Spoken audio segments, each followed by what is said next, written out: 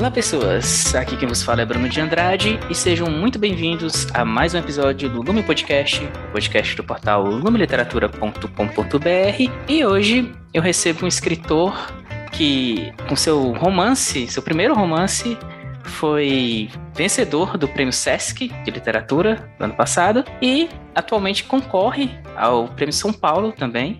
Então, com um livro mais do que premiado, recebo hoje Fábio Horácio Castro. Seja muito bem-vindo, Fábio. Olá, Bruno. Muito obrigado pelo convite. Muito legal estar aqui com vocês. Muito obrigado, hein? Muito feliz.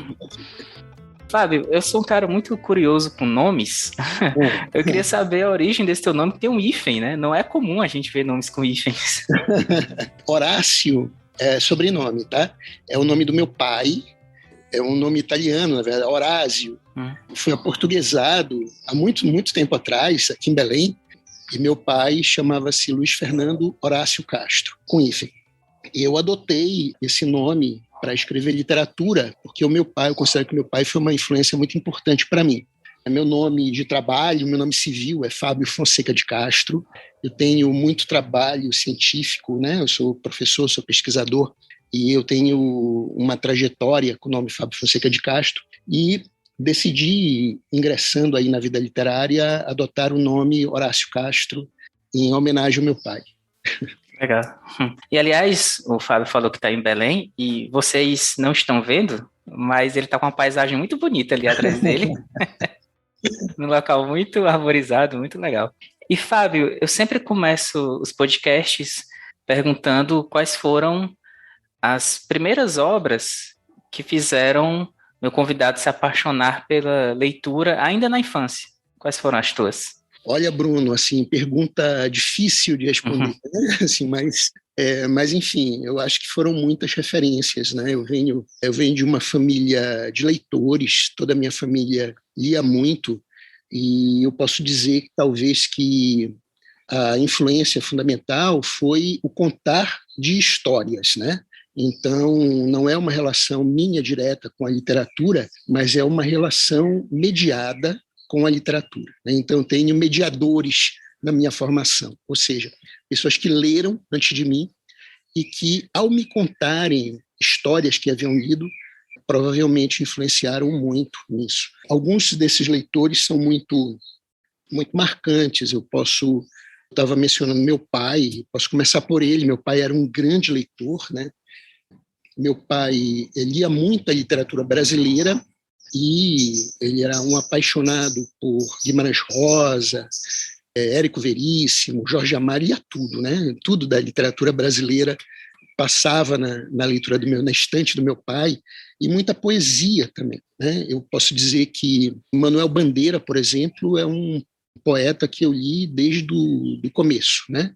O meu pai lia para mim, ainda quando era muito criança.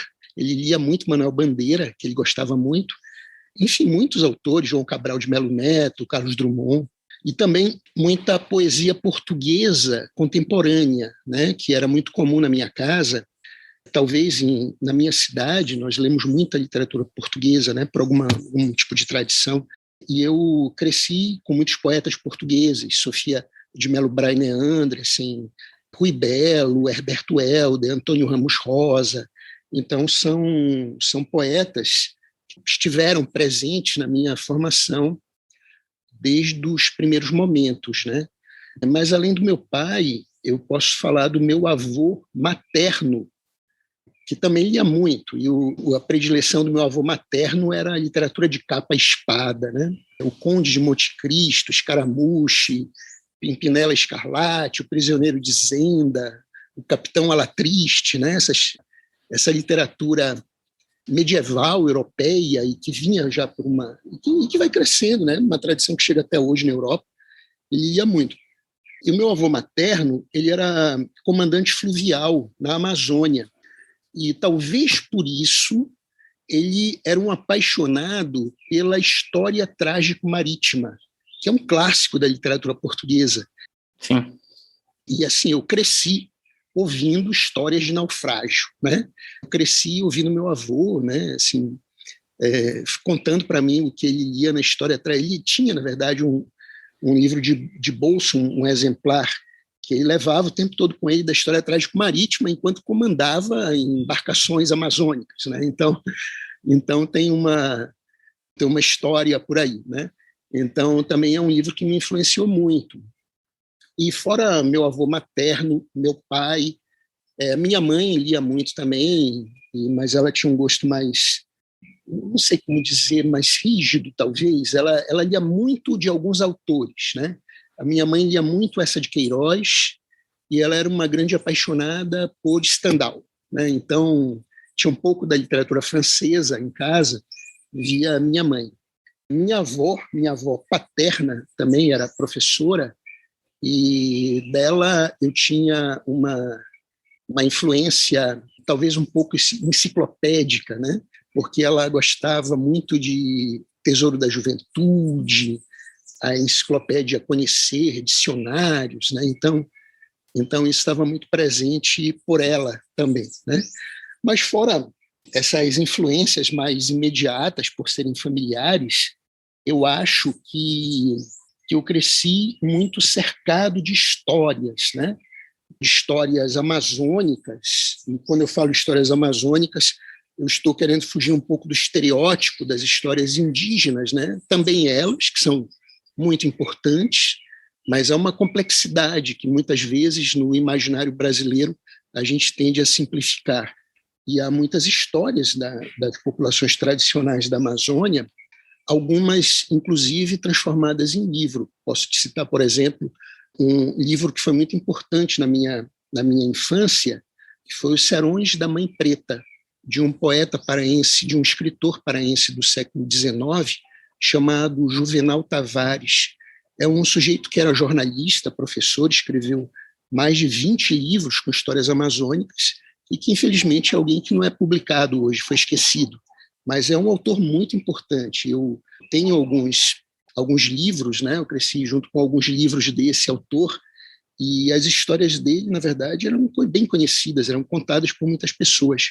Então, enfim, eu estou te falando de uma memória oral que se mistura com uma memória literária, com tradições que, ao mesmo tempo que são amazônicas na sua complexidade, elas também são ibéricas, né? Que eu acho que são muito importantes para mim.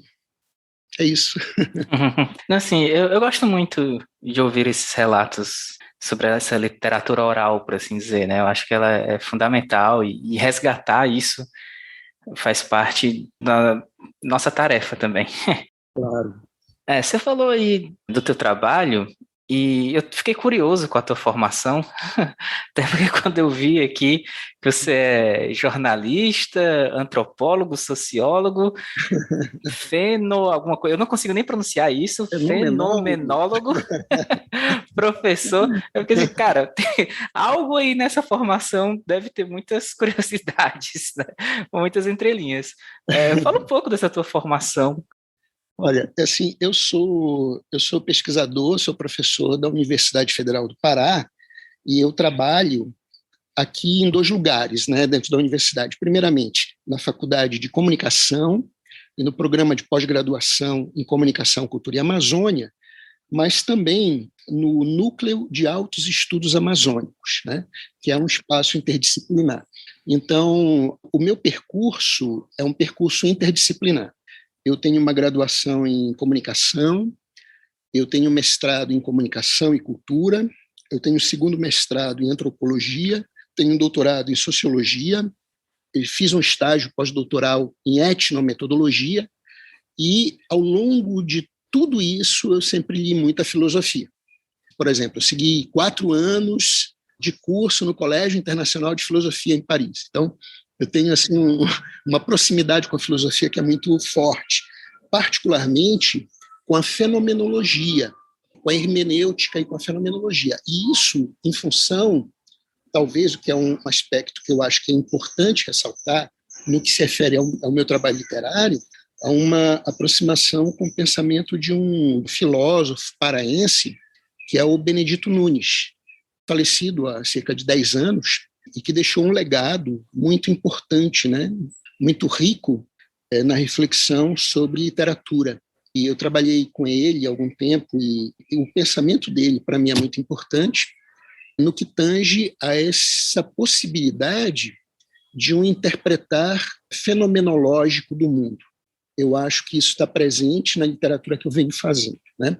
Aliás, eu posso te dizer, Bruno, que o próprio professor Benedito Nunes, uma vez, ele me disse que eu deveria parar de querer ser professor e me tornar escritor. Eu levei 20 anos para fazer isso, né? Mas fiz. Aliás, quero te perguntar também sobre esse teu interesse pela escrita, porque você tem uma trajetória curiosa, né? Você escreveu um livro muito jovem, um livro de contos, né? E aí passou mais de 30 anos até retornar e escrever o teu romance, né? Sim. E como você vem, como você disse, né, de uma família de leitores e sempre teve envolto pela literatura, eu imagino que esse interesse tenha surgido cedo, né? Então eu quero saber como surgiu o interesse, que tu falasse um pouco desse teu primeiro livro e por que que teve esse intervalo de 30 anos até o segundo. Então, sobre o interesse, como eu te falei, a minha família lia muito, né? A minha casa foi construída em torno de uma biblioteca. Primeiro fizeram a biblioteca Horaciana, tem toda uma história atrás disso. Quero saber essa história também. Meu avô fez uma biblioteca e a casa foi sendo construída em torno, né? Daí é uma história muito legal também. Chamava-se a Biblioteca Horaciana e é uma biblioteca herdada que vem sendo construída desde o século XIX. Então, tem muitas histórias aí. E é por isso que eu adotei o nome Horácio, né? Para não deixar morrer essa perspectiva aí. Então, meu nome de autor é uma homenagem a essa leitura, essa tradição de leitura aí, né? Sem grandes pretensões, mas por aí. Então, a partir daí, eu fui, enfim, eu sempre me senti escritor. Mas chegou um tempo, eu publiquei um livro ainda muito novo, tinha 18 anos, eu acho, um livro de contos, chamado Terra dos Cabeçudos. Cabeçudos é uma palavra do português falado no estado do Pará, que significa gigante. Então, algumas tradições orais contam histórias de cabeçudos, que são histórias de gigantes, né? Então, isso é um tema do folclore ibérico, que é transmitido para a Amazônia, e eu parti daí. Então, eu publiquei esse livro de contos assim, por uma insistência familiar, né? Meu pai, minha mãe acharam que eu devia publicar. Eu publiquei e morri de vergonha depois, né? Porque eu fiquei pensando, meu Deus do céu, que ousadia, né? Que pretensão de publicar um livro tão novo. Assim. E morri de vergonha por causa disso, mas é um livro que eu não renego, não. Eu acho um livro muito bom até. Eu gosto dele. Então, mas o fato é que eu, depois dessa experiência de publicação, fiquei achando que eu precisava conhecer o mundo antes de publicar outra coisa, né? Fiquei achando que ser escritor não é apenas ler e escrever. Ser escritor é viver, né? Viver a vida, viajar e conhecer as coisas e talvez até sofrer um pouco, né? Então, fui seguindo os passos aí da vida e ocorre que no meio do caminho eu me tornei pesquisador, cientista. Entrou na minha vida a tarefa de produzir conhecimento de uma maneira equitativa, equilibrada, ponderada, racionalista. Isso, eu acredito, né, que isso ocupou muito tempo. Eu nunca deixei de escrever, no entanto, não era a minha prioridade publicar literatura e nem escrever literatura. Não obstante, com a pandemia, eu fiquei achando que aquilo deveria se tornar uma prioridade para mim. Com a pandemia, eu me isolei, aqui no lugar que você está vendo aí, que infelizmente, como é um podcast, né, é um sítio que eu tenho aqui nas proximidades de Belém, então eu vim com a minha esposa para cá, a gente se isolou, e eu disse, olha, é porque na pandemia, Bruno, a gente, deve ser uma experiência sua, de todo mundo que está nos ouvindo, nós tomamos contato com a finitude da vida. Então a gente encontrou a morte, não a nossa, evidentemente, né, a morte de pessoas próximas ou distantes que a gente não queria ter essa experiência. Então, diante dessa experiência de finitude, eu fiquei pensando o que seria importante para mim. E eu disse, olha, para mim é importante a literatura. Então, eu deixei de lado o que eu pude do resto da vida, né? Talvez um pouco ajudado pelo isolamento, e pude retomar os escritos que eu tinha acumulado e concluir esse romance. Eu concluí o Réptil Melancólico e enviei o livro para o Prêmio Sesc, que faltava dias, eu acho que menos de uma semana para, nem sei, mas provavelmente isso, menos de uma semana para concluir as inscrições, né? Aí começou tudo a partir daí. Então, já que você falou do Sesc, como foi, assim, você tinha uma expectativa, foi uma surpresa, e o quanto esse prêmio foi impactante para ti? Então, não tinha nenhuma expectativa, eu não sabia o que fazer com o livro pronto, podia mandar para uma editora, podia mandar para o prêmio. Eu abri a internet e vi prêmio, eu já conhecia o Prêmio Sesc, eu admiro o Prêmio Sesc, eu já tinha lido autores premiados pelo Sesc, mas eu não era um projeto, né? Então não tinha nenhuma expectativa. E encaminhei o livro e foi muito interessante, né? Eu particularmente eu considero que o Prêmio Sesc tem um diferencial que é muito bom, que é o fato dele ter uma capilarização na cena leitora brasileira, né? Por quê? Porque sendo uma instituição nacional bem gerida, bem organizada, e havendo, no contexto do prêmio, a possibilidade de que o autor vencedor circule por vários estados do Brasil, apresentando, conversando com pessoas que leram o livro, nós conseguimos divulgar muito bem o trabalho. Então, eu acho que isso é um diferencial maravilhoso. Então, esse poder de capilaridade do Prêmio Sesc é uma coisa que é muito, muito boa, né? Então, eu considero que isso é um diferencial que me favoreceu muito. Então, eu tenho percorrido vários lugares do Brasil, falando sobre o livro, tenho encontrado com leitores, com escritores, e isso é muito, muito positivo, muito bom, né? Eu acho que é levar a literatura até as instâncias básicas, né? É a gente pensar em literatura para além daquela estrutura de livraria, editora, agente literário, prêmio, premiação. A gente vai até onde o leitor está, digamos assim, a possibilidade de leitores que não estão no centro da cena literária, né? Então, por exemplo, eu fiz viagens para o interior de Minas Gerais, de Pernambuco, do Paraná, e a gente foi conversando com pessoas que leram o livro e que não esperavam ter a oportunidade de conversar com o autor. Então, isso foi muito bom. Sim, faz toda a diferença. Claro. Aliás, além da paisagem aí atrás do Fábio, tem os passarinhos também, se vocês ouvirem no áudio, é porque ele está num local muito mais interessante do que eu estou, inclusive. Aqui do meu lado só tem cachorro latindo na rua. Então, fala um pouco do... Aliás, primeiro vou te pedir para dar uma sinopse para os leitores do livro, O Réptil Melancólico. Bom, é muito difícil. E por isso que eu pedi para você fazer, eu não quero fazer. É difícil. Nossa, muito difícil. Livro, então, mas vamos lá. Eu acho que tem planos, né, que a gente precisa perceber. Então, o primeiro plano é o plano da trama, né? Então, na trama, nós temos um personagem, que é o Felipe, que retorna para a sua cidade natal, depois de viver muitos anos no exílio, né? Então, no início da ditadura militar brasileira, ele foi levado para o exílio pela sua mãe, né, que era uma militante política, que havia sido presa, torturada, inclusive por 2 vezes, e eles fogem do Brasil e vão viver em Portugal e depois na França. Então, o livro começa com o retorno do Felipe para a sua cidade, que no caso é Belém, embora Belém não seja citada no livro, né? Esse é um dos mistérios, mas tem muitas pistas que indicam que a cidade é Belém. Ele retorna e aqui, ao retornar, encontra a sua família paterna, que é uma família com a qual ele tinha pouquíssimas relações, né, por várias questões familiares aí. Então ele retorna e estabelece contato, particularmente com um primo dele, que é o Miguel, que é um sujeito que está fazendo o caminho oposto, está saindo do Brasil, fugindo, digamos assim, no momento posterior, né, no momento já de redemocratização do país. Então, essa é a trama inicial, né? Temos 2 personagens, um chegando e um saindo, e a partir daí surgem alguns conflitos, algumas intrigas, algumas tramas, né? Esse é um plano do livro. Outro plano é o plano histórico, né? É um plano alegórico que está presente nesse livro, que é o plano que diz respeito a...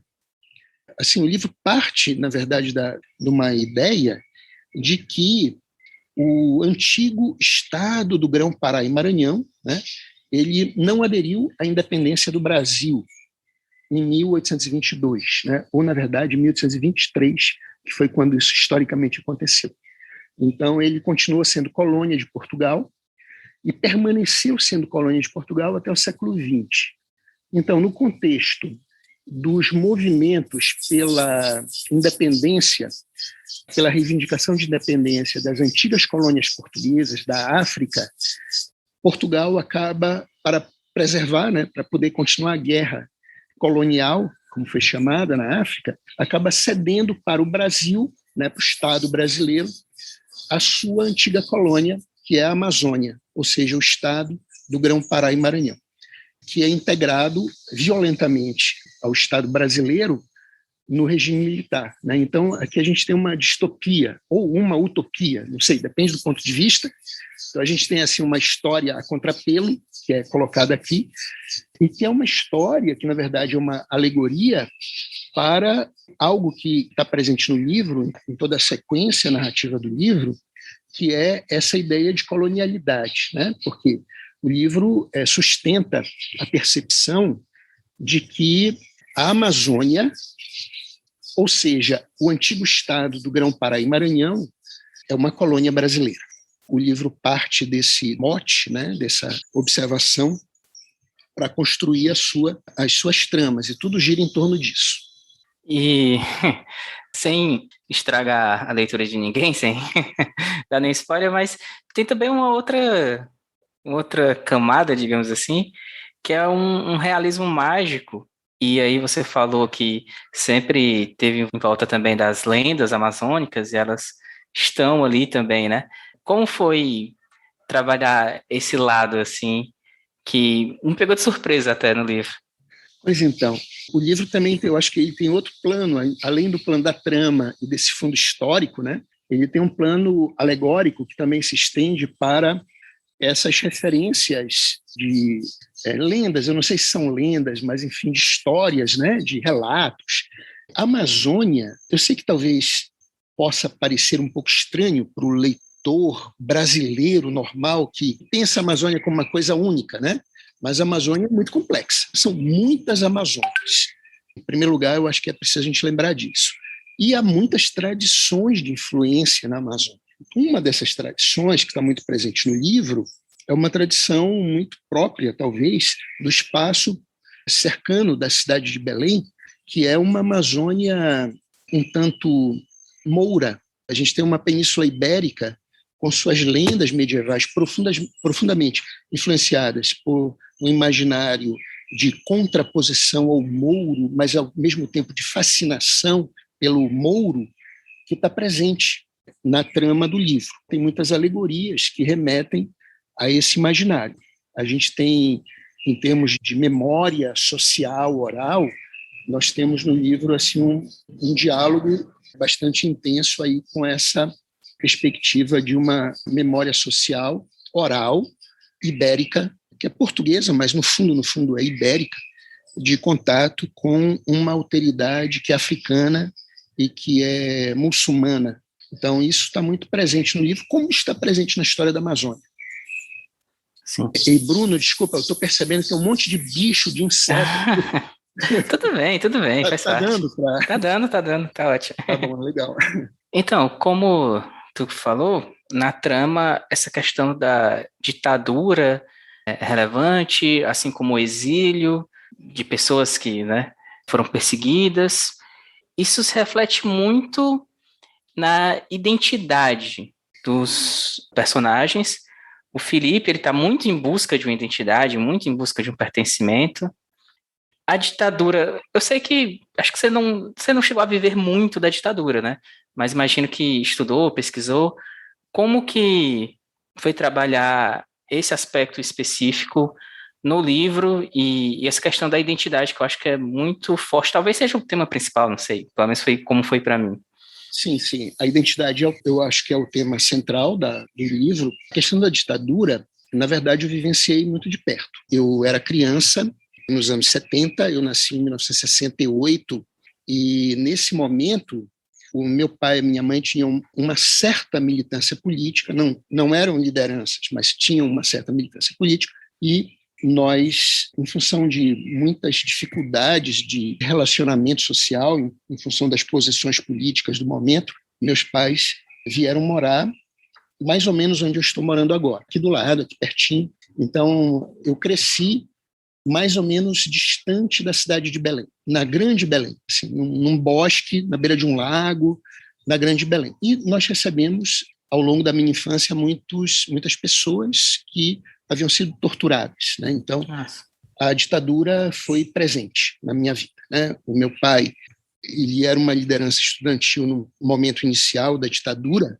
assim, sem entrar em detalhes, mas assim, ele teve que ficar, para te dar um exemplo concreto, ele teve que ficar durante 3 dias dentro de uma caixa d'água para poder fugir, para poder não ser preso. Depois foi, mas, enfim, não foi. A prisão dele não foi tão dramática quanto outras prisões que eu vi. E eu recebi na minha casa, quando era criança, na primeira infância, pessoas que haviam sido barbaramente torturadas. Por exemplo, para contextualizar, havia um colega do meu pai, um amigo do meu pai, de infância, inclusive, que havia tido o calcanhar de Aquiles cortado com uma machadinha durante a sua tortura. Então, ele não conseguia andar, porque o pé não tinha firmeza. E essa pessoa ficou no meu quarto, né? Eu tinha 5 anos de idade, e dormiu lá no meu quarto, e até a possibilidade dele fugir do Brasil, para não ser morto. Então, eu tive, na verdade, uma infância marcada pela ditadura. Eu convivi com histórias desse tipo, né? Eu poderia te contar umas 200 histórias, fazem parte da minha vida. E naquele momento que eu te falei, na pandemia, em que eu fiquei refletindo sobre o que é importante para a minha vida, e eu disse que é importante escrever literatura, eu poderia complementar dizendo que não apenas escrever literatura, como também escrever literatura para contar o que aconteceu. O momento que a gente está vivendo no Brasil é dramático, né? Você sabe disso.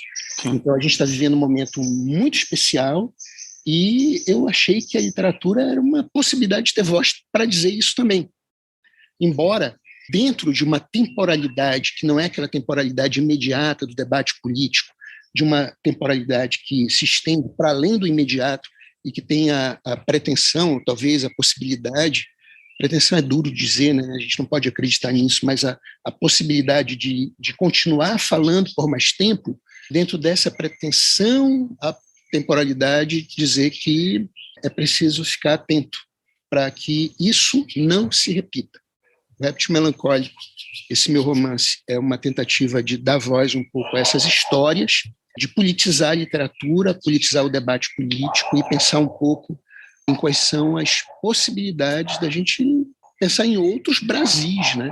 Porque o que está aí não está servindo. É assim que eu penso. Sim. Quando esse podcast for ao ar, acredito que eu gravo com muita antecedência, né? Então, acredito que já vai ter passado a eleição e espero que a gente já esteja num momento um pouquinho melhor, né? Porque eu espero também. As coisas não estão muito boas. Mas, enfim, você também falou sobre a filosofia, sobre a tua proximidade com a filosofia, e também é outro aspecto muito forte no livro. Os personagens estão se encontrando, como eu falei, a questão da identidade é muito forte, né? Esse aspecto. O Felipe pensa muito nisso. Tem muitos... É um livro em muitos momentos reflexivos, em muitos momentos intimistas, e a gente acompanha muito essa filosofia dos personagens, né? Como foi que a filosofia impactou a tua literatura e especificamente esse livro?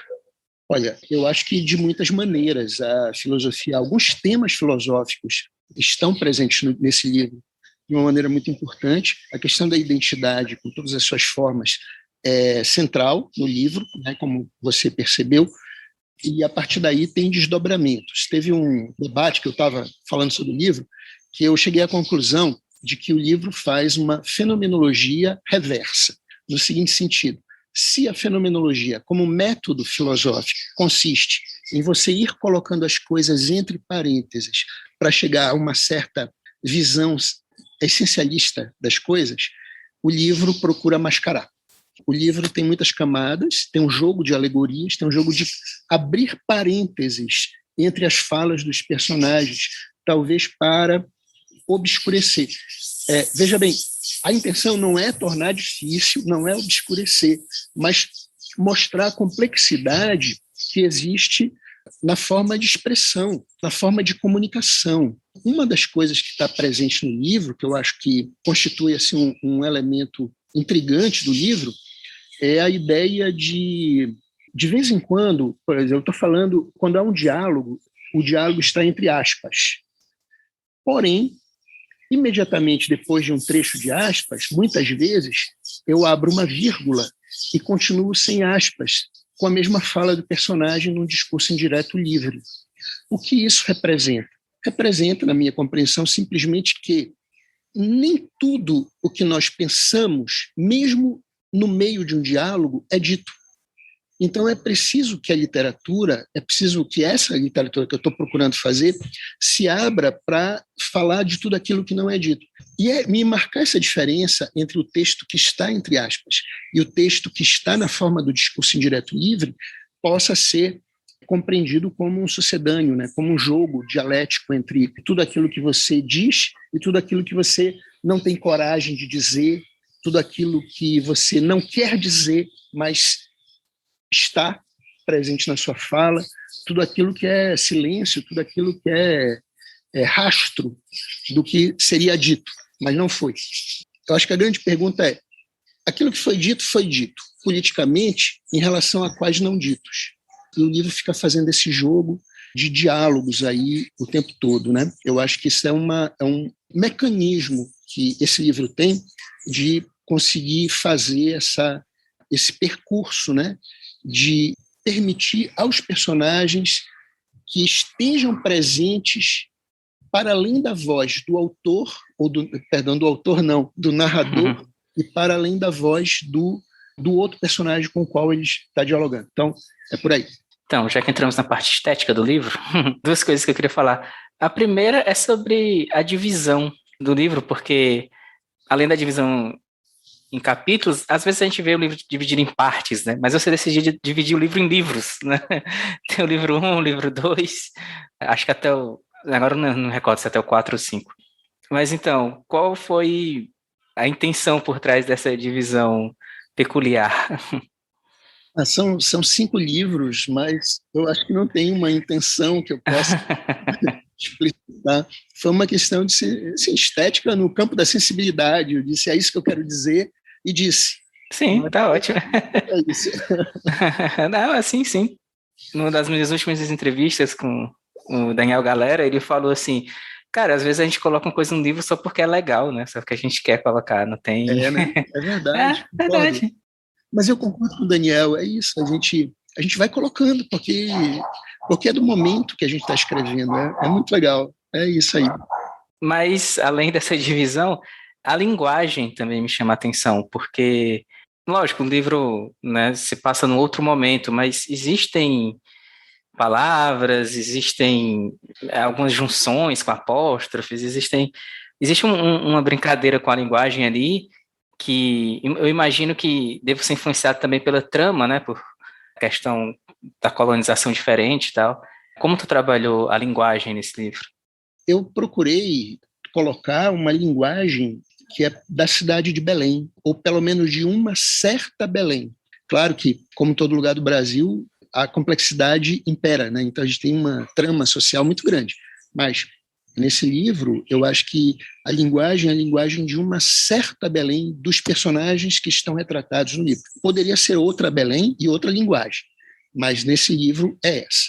Tem um português que talvez seja um pouco mais reservado, que está presente ali, mas é um português no qual eu me sinto muito à vontade para escrever, talvez porque seja o português que eu falo a maior parte da minha vida, mas não toda a vida, porque, enfim, a gente fala muitas línguas portuguesas, né? Eu acho que tem muitas variações importantes, mas esse livro lida com o imaginário de uma determinada Belém que talvez não seja a mais comum, mas está presente também, né? Então, essa dimensão estética da linguagem passa por aí. Tem muitas palavras, por um lado, tem algumas formações verbais ou frástricas, por outro lado, que talvez não sejam tão habituais assim, mas que fazem parte também, né? Que estão presentes na língua portuguesa de muitos lugares onde se fala português, inclusive na cidade de Belém. Então, acho que é por aí. Sabe, eu tô impressionado que escureceu muito rápido aí onde você tá. É impressionante. Mas é podcast, né? Então, Ah, não, tudo bem. Eu só achei, eu só fiquei aqui impressionado, é muito eu repentino.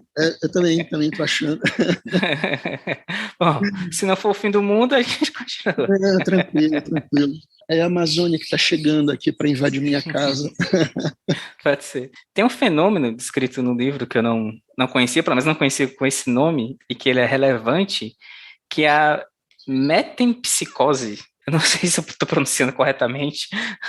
É algo assim, que é um fenômeno quase que de reencarnação. Eu não consegui entender perfeitamente, mas meio viagem astral, meio alguma coisa ali que acaba conversando com essa questão do realismo mágico também.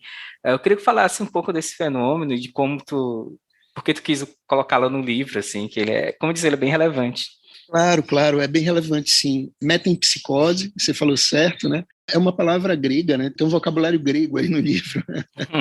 Então, metempsicose é parte desse vocabulário.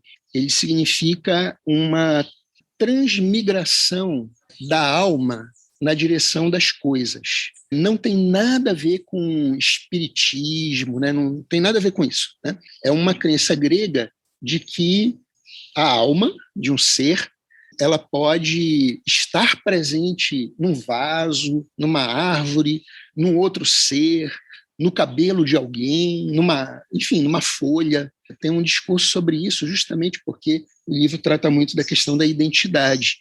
Então, a metempsicose é um dos elementos que eu utilizei para fazer essa discussão sobre o tema da identidade.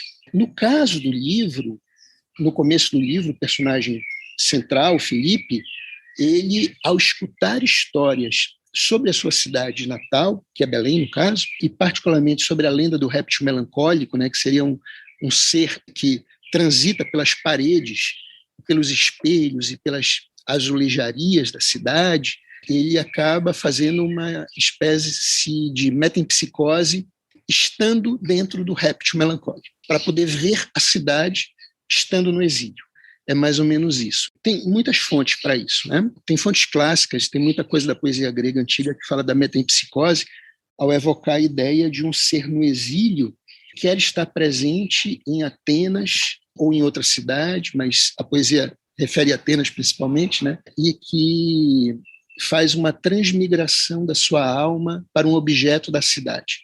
Enfim, é um tema poético da Grécia Antiga e vai por aí. Muito legal. Bom, e agora você foi também indicado ao Prêmio São Paulo, né? E, de novo, qual foi o impacto disso? Como você recebeu essa notícia?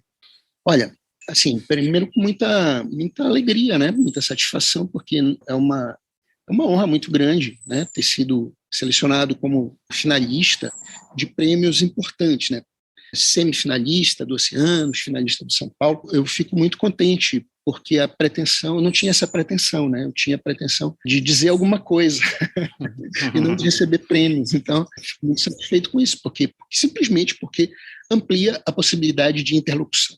E quem escreve não é que quer ser lido, é que quer conversar, quer dialogar. É por isso que você me convidou, eu aceitei de imediato, porque todo mundo que quer conversar de literatura comigo, eu quero conversar também. É isso. Então, eu penso que as premiações, não obstante tudo que elas trazem de muito bom, elas trazem principalmente a possibilidade de interlocução. E é isso que almeja toda a literatura, na minha compreensão. A gente quer interlocução. Qualquer premiação que venha, eu acho que, sobretudo, é essa possibilidade, né? É assim que eu encaro a coisa, e aguardando aí para ver o que acontece. Eu concordo, assim, eu acho que toda premiação que envolve arte, ela tem fundamentalmente esse papel, né, de divulgação e de conexão, assim, muito mais do que a vitória, né, em si. Claro. E é muito legal que você disse assim, que você começou porque você queria dizer algo. E realmente, quando a gente diz algo, coisas acontecem às vezes, né? Isso é muito Claro, legal. claro. E quais são os teus próximos projetos, então? Você está já trabalhando em alguma coisa, né, literariamente? Sim, sim. Eu tenho algumas ideias, né? Eu tenho trabalhado, né? Porque eu te confesso, Bruno, que depois do Prêmio Sesc, a gente começa a se sentir escritor, né? Então, é uma coisa nova na minha vida. Eu sei que é uma coisa... Muitos autores, muitas pessoas têm essa experiência já acumulada de muito tempo, mas para mim é muito novo.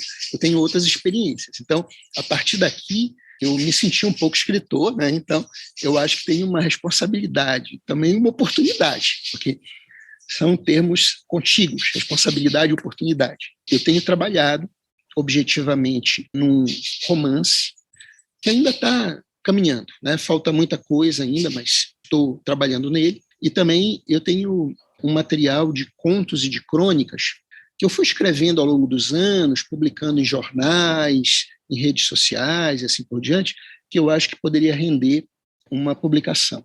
Mas, enfim, eu acho que eu prefiro deixar isso para o ano que vem, assim, com calma. Tem muita coisa para fazer agora, nesse final de ano, e esperar um pouco para ver o que acontece. E sobre a biblioteca da tua casa, estou curioso, tem alguma coisa que você possa contar para a gente? Sim, tem muita história aí. É uma biblioteca pertencia, na verdade, originalmente a uma coleção de livros, na verdade, que pertencia à família da minha avó paterna, os Horácio, né? Então, então eles tinham uma biblioteca que era uma biblioteca com, assim, interessante, né? Com obras do século XIX, então uma biblioteca privada. Né? Muitas bibliotecas do Brasil que são bibliotecas privadas. Era uma biblioteca privada. Como eu te disse, uma família de leitores. A família da minha avó tinha muitos professores, tinha um tradutor de sânscrito, por exemplo, um tio-avô da minha avó. Então tinha muitas coisas assim misteriosas, assim, intrigantes, que envolvem essa biblioteca. E nesse processo dos anos 70, a gente escondeu a biblioteca. Meu avô fez uma casa e tinha um espaço central que ele transformou na biblioteca, no lugar para arquivar esses livros, e a casa foi construída em torno dela. Então, tinha umas colunas secretas lá, onde ficavam os livros proibidos pelo regime militar. Dicionário de russo, por exemplo. A gente tinha desde o livro vermelho de Mao Tse-tung, na minha casa, até gramática de russo. Então, eram livros que o meu pai, na sua militância, comprava. E isso fora outros livros subversivos, né, entre aspas, e isso ficava lá. E essa biblioteca, sim, essa estrutura não existe mais. A biblioteca está comigo hoje, está na minha casa, mas num espaço mais convencional. Não tem mais tanto, não é uma coisa borgiana mais, né? Porque a casa já foi demolida, então, enfim, sobraram os livros, felizmente, é o que importa, né? Então, está tudo bem protegido na minha casa, mas e livre de todo mistério. Muito legal. Fábio, obrigado pela tua presença. Como você disse, você aceitou de imediato, fiquei muito feliz. Boa sorte no São Paulo, em todas as premiações que aparecerem. E você disse que está trabalhando no seu novo livro, né? Então, quando você for lançar, volte aqui para a gente conversar sobre ele, para a gente divulgar. E muito obrigado pela conversa, foi muito legal. Tá bom, Bruno, te agradeço profundamente. Desculpa, tá tudo escuro aqui, eu tô percebendo agora. Acho que a única fonte de luz nesse momento é o próprio computador do Fábio, né? Na verdade, o resto tá um breu. Tá escuro, tá um breu completo aqui. Mas muito obrigado, muito legal conversar. Eu acho que é isso, né? Como eu falei, a gente está aqui para interagir, para dialogar. Então, muito obrigado, muito feliz de estar aqui com você. Obrigado. E até a próxima. Até a próxima. Valeu, Fábio.